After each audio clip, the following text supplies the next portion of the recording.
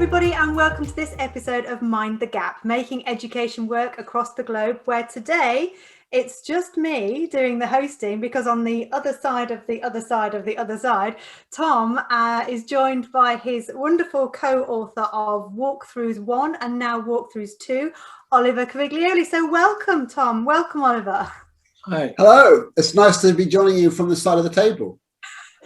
Not very nice for me. I feel like I'm being joined by the Lennon and McCartney of the education world, to be very honest. I feel like it's quite a big gig for Turner, this is. No, but, we're Ringo and George Harrison. I was bound to get it wrong from the start. Anyway, we're here to talk about your WalkThrus 2 book today, because I'm a huge fan of WalkThrus 1. But as you've just said, you've had WalkThrus, another baby this week, the WalkThrus 2. Do you want to just flash your copy of the WalkThrus so we know what it looks like? Here it is. The blue book. Gave birth this week. Very excited. Absolutely brilliant. So we're going to have a little chat about both WalkThrus 1 and WalkThrus 2. So for anybody who doesn't know about WalkThrus, isn't familiar with it, I know it's been hugely useful for ITT, for trusts, for all manner of CPD, but for those people who don't know about it, can you just tell us a little bit about how the WalkThrus concept came about, Tom? Okay, well, Oliver asked me. It's true. I mean, I tell you what, Oliver has got this amazing photo from a magazine showing somebody doing some gardening, and it's in 5 steps, and it looks exactly like our book. And it's kind of like, it's such a brilliant idea. He's going to go and get it. And it's sort of, it's this idea that teaching needs to, and look, he's going to show us that. There we go. Look, Adam the gardener. It was in the Daily Telegraph in the 1940s. Yeah. So look inside. Look, check that out. Oh. So Adam the gardener from the 1940s, and you can see that we might have got the idea from there. But Oliver, I mean, you came to the house one day and asked us, didn't you? So ask me about it. So I think you're the best person to ask the question. You know, what's it about? Well, how it came about, firstly, is partly my background, because having worked in special education all that time, you mix with educational psychologists. So while kind of the whole evidence thing is quite, in a sense, new to schools, special schools have always had working alongside educational psychologists. And there's always been this idea of condensing information down. At the same time, special education was being framed by this dirty word that no one ever uses anymore, behaviorism, which is just looking at what people do, actions. So when you kind of put that together, and then, of course, I had kind of a sense of frustration. You know, I've spent 3 or more decades listening to, being in the audience of courses and reading books, and all those narratives, those super narratives, the philosophical, the sociological ones, are all useful. But in the end, teaching is so practical. You do stuff and you suffer if you don't know what to do. Really. And I noticed that Tom had a series of pedagogy postcards. I thought, there's someone who writes really well, someone who can write the philosophical narratives and can also condense it down. Subsequently, I realized that's probably your scientific background, you know, boom, boom, boom. And I just thought it'd just be a great partnership. So we just concentrate, focus. It doesn't devalue all those other narratives, or in fact, it doesn't devalue narrative, but there seemed to be little room for anything other than narrative. Even books that were practical were full of words. And yeah, it really wasn't the best medium. It's the hardest thing. It's a bit almost like a party game, you know, when you put 2 people back to back. Imagine what I'm drawing, using only words. And so if we sort of had this idea that it'd be good to write a book, and obviously because Oliver's he's a graphics wizard, and I was going to do some sort of short writing, but we didn't know exactly what it would be like. So we thrashed out, you know, it could be, would it be? We quickly identified that there were so many things to write about. So But then we thought, well, how would they all fit into 5 steps? And we thought, if we make ourselves do them all in 5 steps, it will kind of give a structure to the whole idea. And then we started thinking, well, that could work, and that could work, and that could work. So essentially, we thought we've got like a toolkit for teachers to look at so they can discuss teaching. And then we'll maybe talk about this more, but we obviously linked it into the idea of instructional coaching and stuff. But it started off as basically a book which is visual and structured around techniques to explain techniques to teachers, essentially. I love the fact and at your fingertips, just always available there. You know, you didn't have to read a big tome. You could just dip in and discover things. I mean, one of my questions that I was going to ask is, you know, the little description at the side that describes the process for each one, the 5 steps for each one. I was just thinking how tricky that must have been to actually distill into one paragraph. And I was just thinking, who writes those bits? Which one of you two writes the little bit at the side of each walkthrough that describes what it is and how it works? Tom's done 95% of the writing. Wow. Yeah, probably me. But so it's very collaborative. I mean, I'll tell you how it works. I mean, it's during the writing process, it's just so fun. So basically, we thrash out what's going to be in it. So we come up with a list, and then this is the list. And then the second volume was like a spillover from the first one plus extra ones. And then I start writing it. So the first thing I do is actually write down the 5 steps. So I think, okay, so how would I do that? So how do teachers do that? So I go, you write the little headings, 1, 2, 3, 4, 5. And then I think, okay, now I have to describe the whole thing. So I'll write that bit.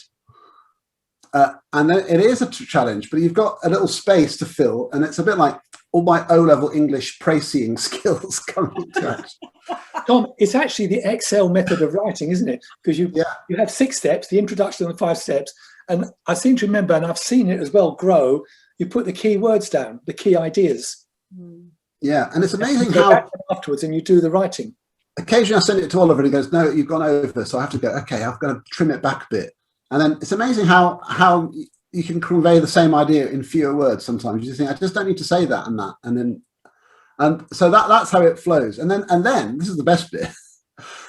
Oliver has this sort of spreadsheet with 6 blocks of text in it. And he then goes, boom, and I don't even know how he does it. Then I just get sent this like magical thing. It's like, yo, that's amazing. So I love that bit. It's so easy to access. And I was just wondering, was it 5 because of subitizing? Because you can recognize it's 5. No, I think it was 5 because of Adam the Gardener. Now, Adam the Gardener, it was Cowan's 2001 study where we at last got rid of George Miller's 7 ± 2, you know, working memory capacity. Yeah. He was dealing with short digit spans and nonsense words. So when you're dealing with something meaningful, then it's 4 ± 1. Oh, there you go. There's also like there's a lot of sort of graphical sort of symmetry in there as well. So we realized if we had an intro and then 1, 2, 3, 4, 5, there's a kind of everything's about how it looks as well as what it does. And a couple of times I really struggled to get something down into 5 steps, and others there were things like there are 6 things, so you have to sort of leave one out. So a couple of times it's a bit of a fudge, but most of the time it works pretty well. But I think that Igor Stravinsky, you know, Igor Stravinsky, the composer, he says, "Give me more constraints, the more creative I am." This obviously works. I think it was Dr. Emma Kell who was talking to me about her dad, who once said to her, I wrote you a long letter because I didn't have the time to write you a short one. Yes. I thought that was beautiful. But that kind of crispness and that succinctness, I think, is what lends itself then beautifully to applying it across so many different parts of the sector. Because if you describe everything in there, then that doesn't leave any wriggle room to personalize it necessarily to the phase that you're working in or the person that you're working with. I think the fact that it is, as you've said, you know, it's context, it's generic. That's the beauty of it, that it allows you as a mentor, as a trainer, as a leader to actually apply it in the real classroom in so many different contexts. And I think that's such a beautiful part of what you've created, that ability to apply it in so many different ways because it's so crisp. That's the word I'm going to use. Well, I think it was one of the original things that Oliver was very, you had this whole idea about context-free. Is there someone that one of the references about, sort of video being complicated because you've got background, you've got specifics, and you can kind of reject something if you don't think it's you. So once you know all the images are going to be generic, you kind of have to think, you're right. I mean, I often, mind you, I've learned a lot from doing training in schools, which are through schools, because you're there, you say, can you come and do a training? And they say, you do realize we have, kindergarten to year grade 12 or whatever. Oh my God, okay. So all subjects, all ages, and you learn to kind of talk about things which people can all talk about while they're together. And that's helped a lot. So you've got WalkThrus 2, you've got the whole new list of the new WalkThrus that you've got there. What did you learn from WalkThrus 1 that you applied in WalkThrus 2? Well, that's a good question. I don't know, Oliver, what did you learn? I think it was just the gaps. It was, I mean, I think you developed this writing technique that works really well. So I want to go back on what you said about being generic. Often when people write things generic, it means you get more abstract. So what Tom was able to do was still keep it sharp. What word did you use? Use a nice word. Crisp. Crisp. So crisp. So by being crisp, you were always concrete, and you were describing specifically if there's a decision to be made or an action to be taken. So it's concrete in that sense. Whereas normally when we go, it wasn't abstract. So I don't think there's anything different in the style of the writing or the level of precision. I think it was just more content. Yeah, in a way, I think that the third volume, which we're planning for next year, is going to be a bit different, because I think we're going to be a bit more sort of, analytical about what's missing. Whereas for volume 2, it was a bit like we could have almost, we just had tons more ideas than we needed. It's just like there's so many. So what I learned was, in an affirmative sense, was that the way that we categorize the things worked generally pretty well. So the behavior ones, the questioning ones, there's quite, and also we were quite encouraged by the curriculum section, because when we first wrote it, I was a bit anxious that the curriculum section might be a bit like too abstract. Like it's not behavioural. It's the sort of thing you do around a table with a group of people when you're talking about your curriculum. It's not what you do in the room. And I thought, will this work? But we've had some good feedback about that. So I thought, okay, well, people seem to like that stuff actually. So we did more of it. And if it hadn't said that, we might have said, let's just not do that again. So in a way that we were sort of encouraged that was a good. And I think if anything, there's a little bit more, like in the selection of research and so on, we've included there's a thing about learning in the beginning, because what we realized is when we did our slides and we started explaining it to people, we referred to this model of working memory and long-term memory and so on, which originates from Dan Willingham and other people. We referred to it so much, we thought, what we should have put it in the book, but so we just put it in the second book. I guess that was the main thing, that needed to be right at the beginning. Like all the ideas come from this model of learning, which is kind of quite strong, we think. And reading the second book, and I don't know whether this is intentional or not, but I loved the curriculum section, and I loved the mention of primary in there, and the whole trivium bit was just beautiful. But then I was kind of looking at the contributions the guest authors had made, and then it really feels like, I mean, don't get me wrong, in that first book, oh my goodness, it is so rich with research and references, but it feels like in WalkThrus 2 that's been really beefed up as well. And I don't know whether that was intentional or whether it was just a gradual kind of development from WalkThrus 1. Was there a kind of a deliberate decision to include more research? I think it happened naturally. We were talking originally, our aim really was with WalkThrus 1, is not to make it a big thing. It's just a utility. So just as in every house you have water and electricity, and you don't go around talking saying, oh, we have water again today. It's just a utility. And it seemed, now that we've seen the WalkThrus, and it has a common language, common understanding, common layout, so it's really accessible.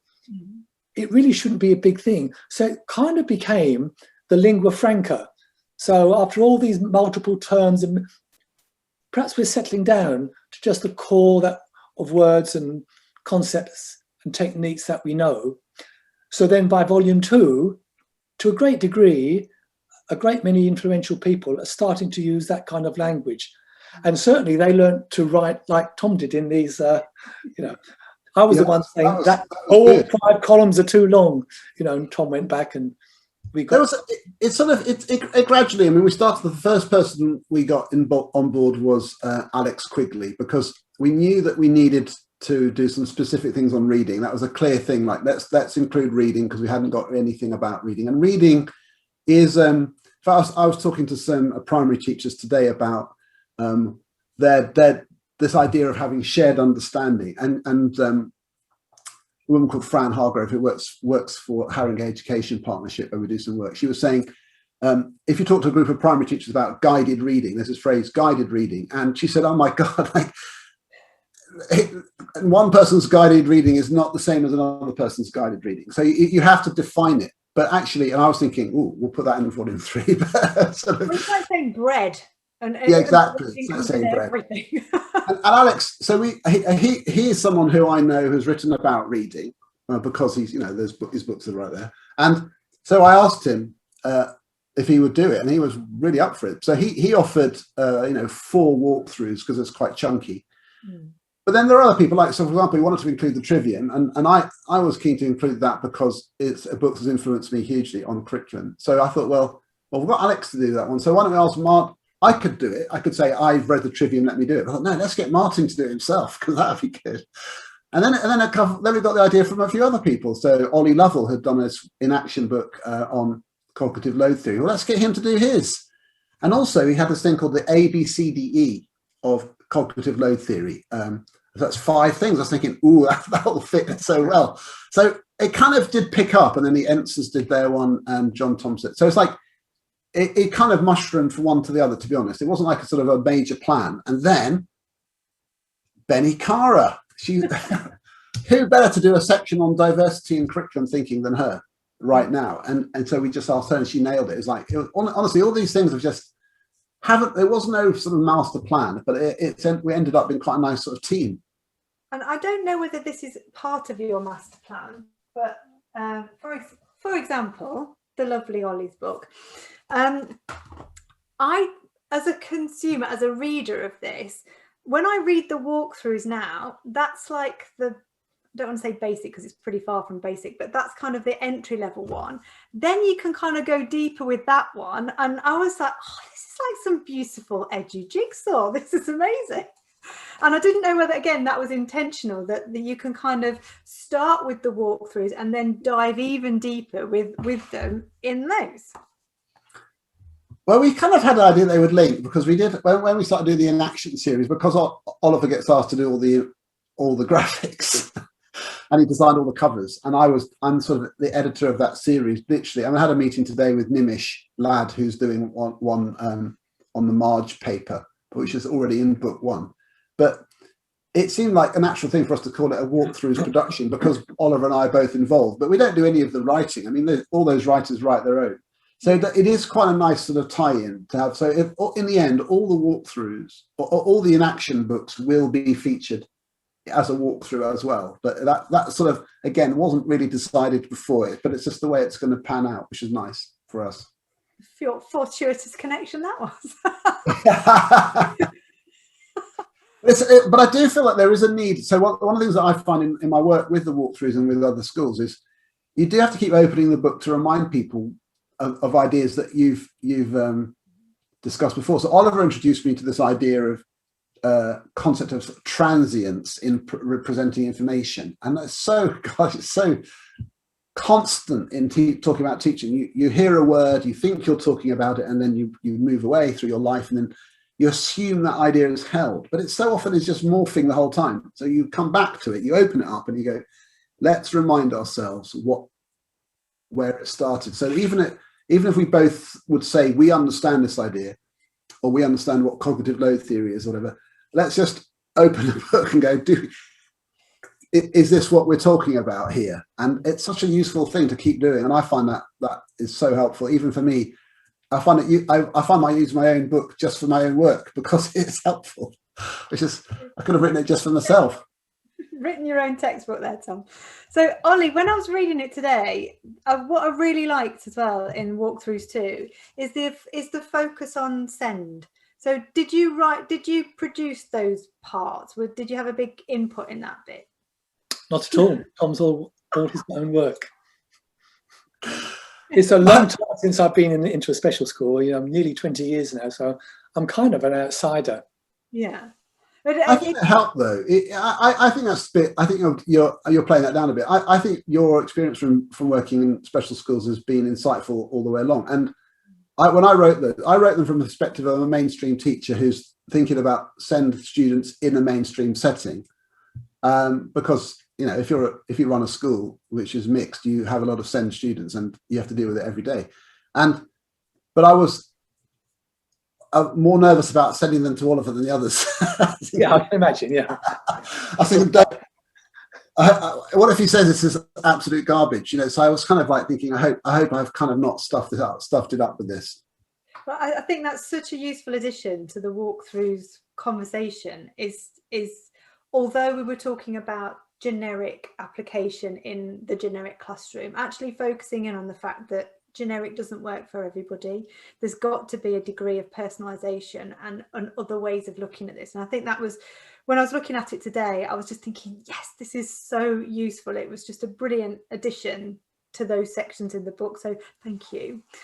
Now, it says in your kind of preamble that it's not hierarchical, but how would you like, or how would you expect, or what would be the perfect way of rolling this out with colleagues who are at kind of different stages in their career or different stages of their development of their teaching?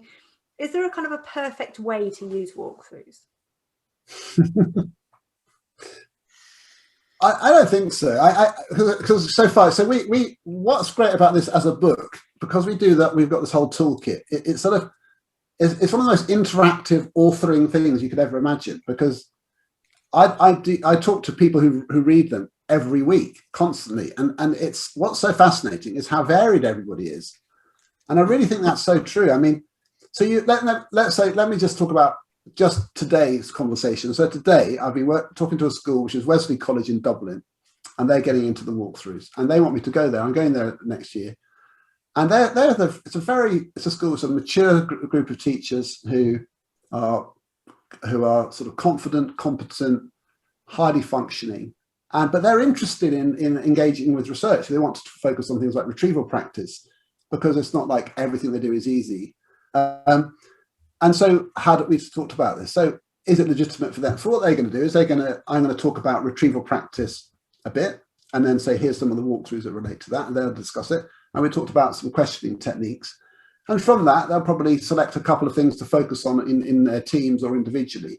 And they're highly functioning teachers. So it's not, but they'll be doing some of the strategies like cold calling and check for understanding that you might be running with a group of NQTs, because there's still things that even very mature teachers still need to think about. So for me, the hierarchy it's all about kind of how far you've gone with it.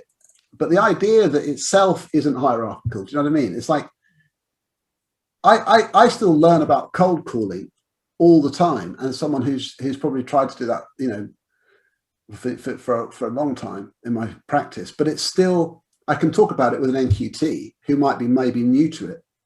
So that's why I feel, I don't think there's an ideal way. Other schools are much more,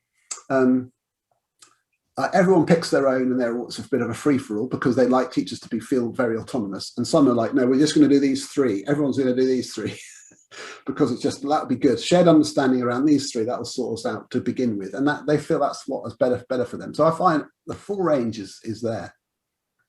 And my take on it is that it can sound a bit too philosophical, but hold on, is that we use the word is as if there is, that you said, is there a hierarchy? There is no hierarchy, but we can create some relevant to the people, the institutions, and then, as Tom was just saying, the policies you want. depending on whether everyone can choose anything or there's a core group that you'd like all staff to know. So I think it's there for creation. In a way, we've got the ingredients, the schools and colleges create the recipes. So it's a bit corny, sorry that. No, That's good. I love an analogy, Ollie. You're talking my language, Oliver. You really are. Well, I do think that's important. So right from the beginning, that right from the beginning, like literally, I can still remember it now. The garden meeting, or the meeting around the table, actually, in our kitchen. I was thinking, okay, we're going to do these 5-step things, but that's starting to sound like rules.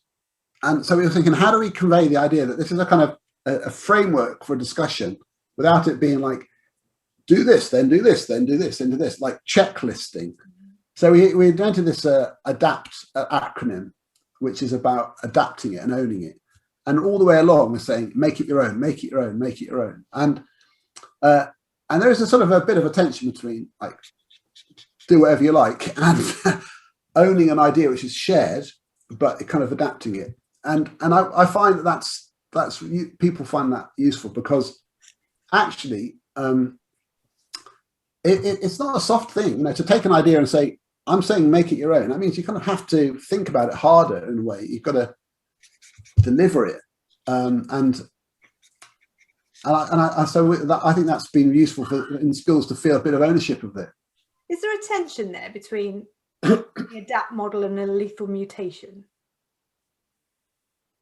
Yes. Yeah. The angle I wanted to put on it, one of the best books that's been around on education has been Fiorella and Mayer's book on learning as a generative activity. And the greatest component is something that all researchers should write when they speak to teachers, which are boundary conditions. So you look at the effect sizes and notice how they're different ages, different prior knowledge, genders, all that, because then that starts linking up with Dylan William, who says that teachers should be knowledgeable consumers of research. That's fine, but how do you do that? And I think the ADAPT method is a very practical response to the need for people to look at research, what it looks like, and adapt it to their circumstances. And in that sense, that mirrors the tension between adapting and lethal mutation. But I've got an answer for that now. Here's how lethal mutation goes. Lethal mutation is linear. It's sequential. After the third move, this has got nothing to do with the first. Or Dylan Williams says, nothing of importance, because that's all the trivial components you've kept up. If you have a notion of a hub, you have the walkthrough, which could be considered, I don't know whether you'd use that word, but you think of it as a primitive, the core essential components. Then someone could adapt it for different age groups, subjects. I mean, particularly something like an FE college. Someone does horse husbandry, someone's doing A-level law.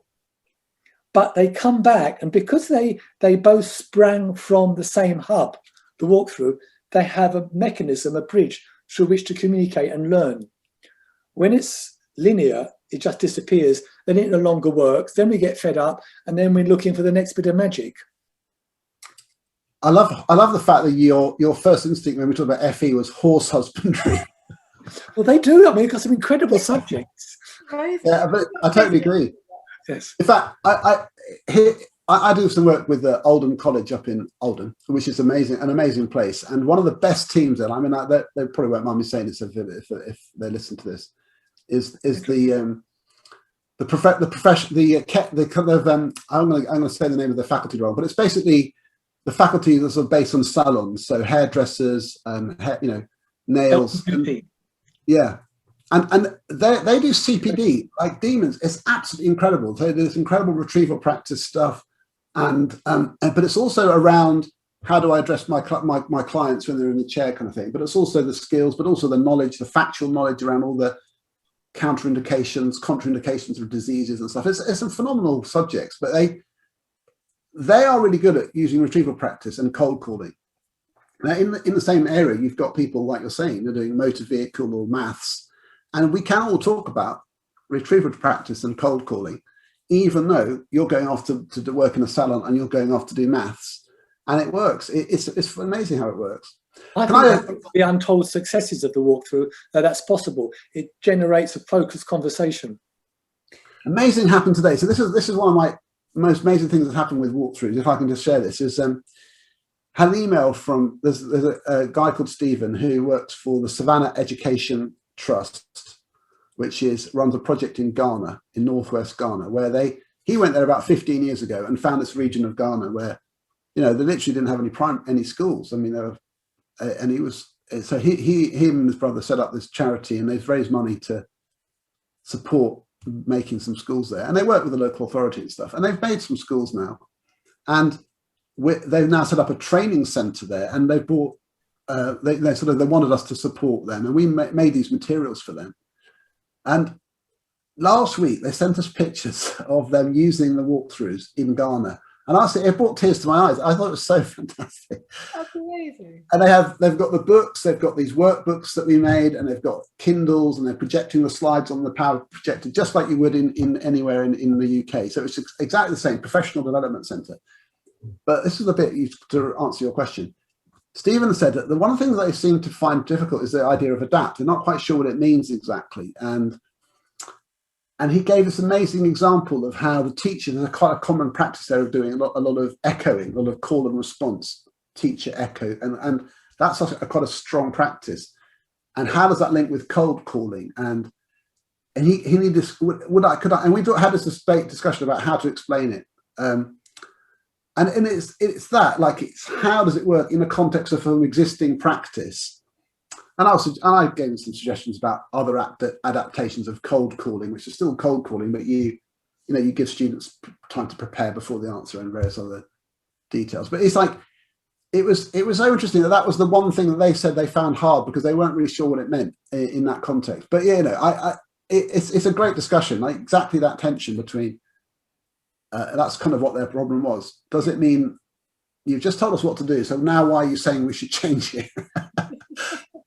And I get it. It's an interesting kind of dilemma to have set up, but I do think that's probably the core of what makes teaching interesting. That every time you do anything, you're kind of constantly adapting. And which kind of leads me neatly into kind of how you develop each of the walkthroughs in your organisation, because what's the link? You will articulate this far better than I can. What's the link between walkthroughs and instructional coaching? That is a solid question for Oliver there.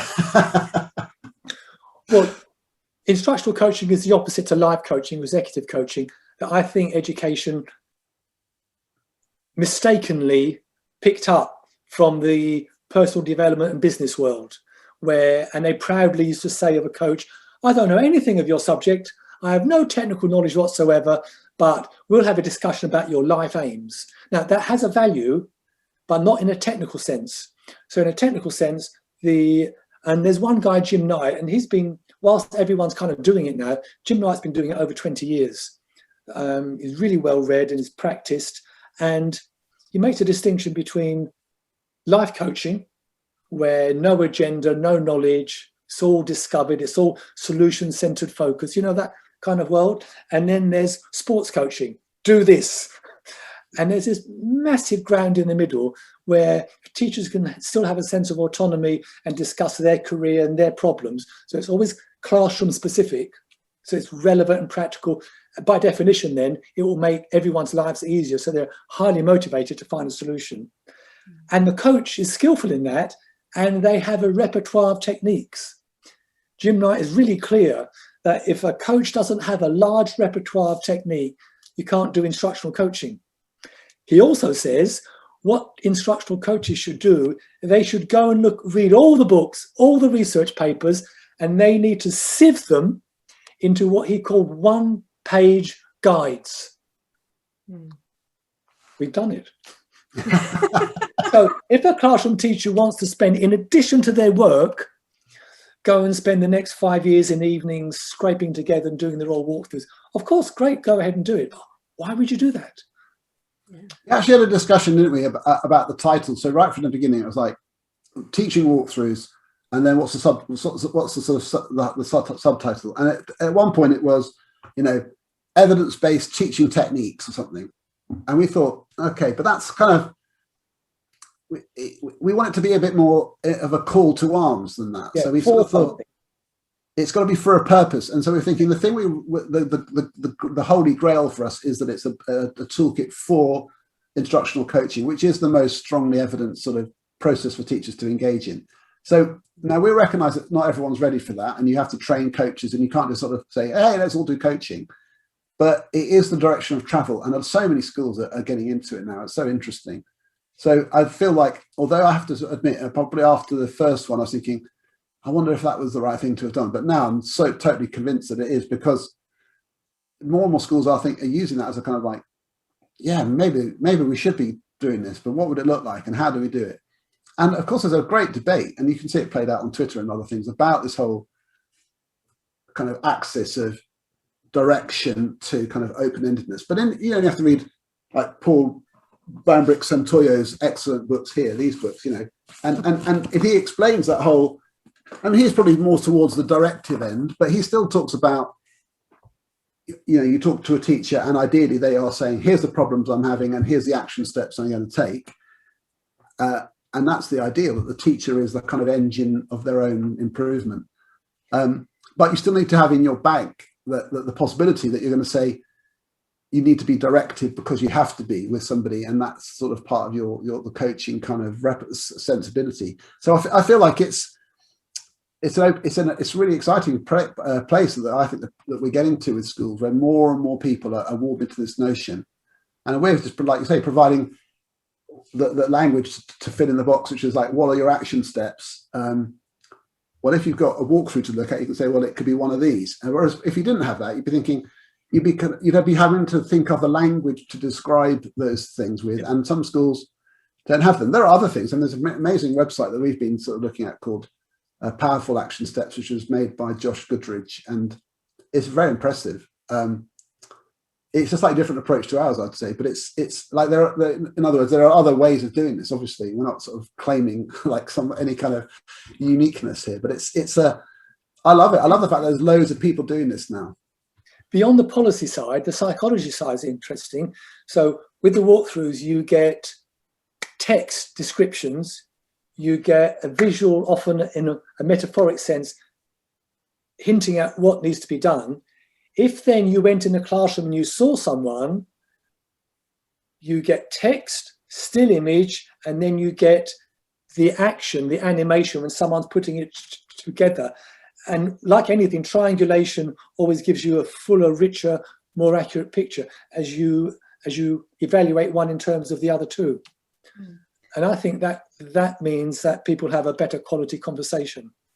I think it's such a brilliant point in the first book when you're talking about the walkthrough being the point of reference for that conversation. That's totally transformed so many people's practice that I've spoken to, where instead of that face-to-face the 3-point communication. Yeah, the 3-point communication.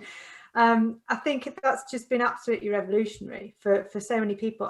And then you've got that shared meta language as well. You've got that shared vocabulary, which isn't only understood by your organization, but if lots of organizations are using this is kind of cross-sector permeation of this new professional vocabulary. So I think it's marvelous. Not that you need my endorsement. It's funny because what's interesting is that, and I guess this is the nature of this is what the nature of the material in there is, that there's some very behavioral practical things, and so there are literally walkthroughs about how to move children from sitting at their desks to be gathering around to do a demonstration. It's very practical, and so you've got images of teachers with a visualizer or standing at the board or a student at a desk and all that kind of stuff, which is brilliant. But you've also got Oliver's sort of mind palace of like, how do I convey the idea of the core and the hinterland? And you've got sort of owls on a kind of landscape, and so like absolutely wild images of just trying to. They're metaphorical. They're trying to kind of stimulate some thinking, but they really do. And you think, what do I conjure up when I imagine that concept? And I do love it, but it's not behavioural. So there are two different types of image that Oliver's made, and I love that. I love that combination of the super practical and the super kind of abstract. Brilliant. Absolutely brilliant. And you've got WalkThrus 1, you've got WalkThrus 2, WalkThrus 3 is mentioned already. So what's in that one that isn't in this two? Or is that top secret for now? Well, you may be able to answer that, because we're offering, we're suggesting that people may want to contribute, or if not contribute, point to what they think's missing. So then you may have areas of primary practice. Foundation stage, the importance of play. Yeah. We definitely do one on play.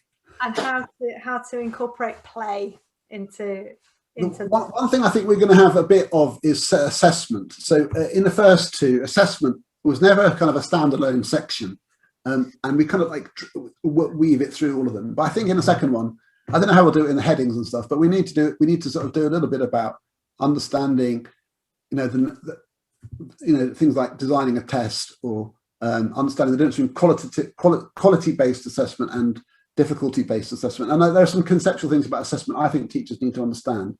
And so we'll do some assessment stuff in there. We'll do some stuff for early years. We'll do some more stuff on writing, and early maths. That's what you need in there. Yeah. There are a number of things we'll wrap up with. We've got a list of already stuff which is, in terms of the research, there's a few research summaries to go in, and a few other sort of in the how section, some techniques for delivering training which will go in. So yeah, I mean, I think we're not quite there yet, but we'll see. We're going to do a survey of people who've using our stuff to tell us what they think they'd like as well. So that's been quite useful. Just to have that direct contact with the reader. Assessment. Yeah. It's got 5 steps. Yeah. Anything with 5 will do. There you go, Michael Charles craft for assessment. Yeah. There you go. Yes. There's 5 things there. There's 5 of lots of things. And we will definitely have more guest authors. I've asked somebody to do something about the Banbrick Samtoyo technique, which is a kind of practice technique where you sort of say, see it, name it, do it. So you have a practice method where you observe someone modeling a technique in a coaching session, you name it, in other words, you define it, and then you do it, you practice it. And that's out of the classroom. So it's a type of coaching where you do it together as a group, but not in lessons. And it's really, I was talking to some people yesterday who use it in their school and they really love it. They say their teachers really enjoy it. And so that to me is a sort of idea where I feel like, encouraging people to try out new ways of doing CPD. So see it, name it, do it is a Banbrick Samtoyo concept. But I think that I can see a walkthrough come in from that. I can see a walkthrough in that. That must be what you would do now, walk around or watch things and go, there's a walkthrough in that. There's a walkthrough in that. Yeah. So we're coming to the end of our time slot. So I'm just going to ask one last question of both of you. Because we've got WalkThrus 1, we've got WalkThrus 2, we've got all the in-action stuff, we've got WalkThrus 3 in the pipeline, we've got the WalkThrus site that people can subscribe to and get all the additional bits and bobs on there. But what's the big WalkThrus dream? Apart from a t-shirt, Tom. Merchandise. No, Oliver, what do you think? What's the WalkThrus dream? I'll go back to what I said earlier on, that it's not a grand dream. It's just for it becomes a utility. It's the lingua franca. Whatever other mechanisms or situations you've got, it's one of the tools that everyone have. It's what's common. You talked about the meta language as well, Emma. It's just a tool. Every house has got a dictionary. Every school and college has the WalkThrus. They may have other things as well, but it's what binds it together. It's our lingua franca. It's no big deal. It's a utility, but it's known by everyone. Yeah. That's Oliver's code for world domination. No, but I feel like that it's sort of, I mean, to be honest with you, I think we're just astonished how quickly, we're not even been going a year now, and how quickly people have sort of taken to the concept of having a guide to teaching, which is visual and step by step. And that's the dream, is to sort of normalize that to the point where like you say, it's not about getting the stuff, it's about using the stuff. And whereas after the writing stage, so all of our work after next year will be working with schools in doing things with it, not making it. And that's our real dream, is to be people who work in schools supporting them rather than giving, selling books, if you like. It's like that. It's the stuff will just be there, and we're sort of saying, how does it work? How does it work? How does it work? And that's our real dream, to be kind of implementing it beyond making it. Yeah. The kind of going from the recipe book to the cooking. Yeah, exactly. Yeah. The actual making of it. So it's been an absolute treat for me to talk to you two. As I say, what a baptism of fire! I can't even say it. Baptism of fire to interview the two legends of WalkThrus as my first kind of solo performance. So thank you so much. And where can people get WalkThrus from? WalkThrus.co.uk is a website, and also johncattbookshop.com. That's the best place. I want to just, if I can just say something about them, I have to say that, Oliver and I do the writing, but the team at John Catt are just epic. They're just so amazing, and I know that you work with them as well. But we meet together all the time online, and there's a whole back team of people making the books and all the slides, and it is like a whole. It's wonderful, actually, that side of it. It's not lovely to have those people. It can't be easy to make those books. They're tricky. Yeah. There's lots of components. Yeah, so it is working with John Catt. We're very lucky to have that relationship with them. So I have to say that now, because I don't think we say it enough, if I'm honest. I'm sure they're pleased to have you too. Yeah. Oh, it's been absolutely brilliant. We can buy the books from John Catt. Just very quickly before we go, what about the site that people can sign up to as well? Because we haven't really signposted that. Well, that's WalkThrus.co.uk, and you'll find out what we have on offer behind the book that backs it up. So how you could use it in your organisation. The slides, the videos, the workbooks, the trainer notes, and more. Brilliant. And I know we use them in RMAT, and they're absolutely fantastic. It's such a rich resource when you kind of get behind the book and on the site, and the whole community of people that are also benefiting from using that and sharing ideas. So it's a wonderful space to be part of. So thank you. So on behalf of everybody who has had a walkthrough from you, thank you very much. It's been Thank you. Thanks for interviewing us today. I really enjoyed it. Thanks, Emma. Yeah. Thanks very much. And join us next. Thanks, Oliver. And join us next time on Mind the Gap, making education work across the globe, when Tom will be back on the other side with me. Thank you.